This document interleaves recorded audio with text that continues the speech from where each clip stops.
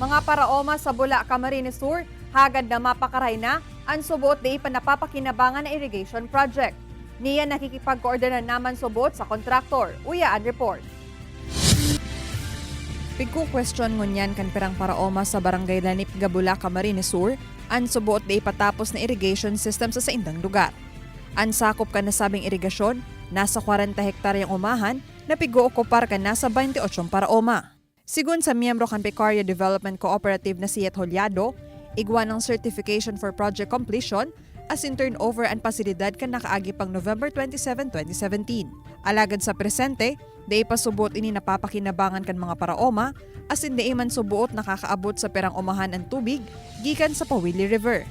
An irrigation pump, substandard man subuot kun kaya tulong beses ng pigribayan.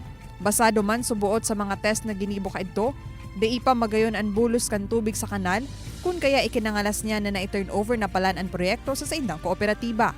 Sabkod mo niya na pigtesting ito, daay pa lamang nakabutwa ang tubig duman sa saipon na pero igwa na ning turnover.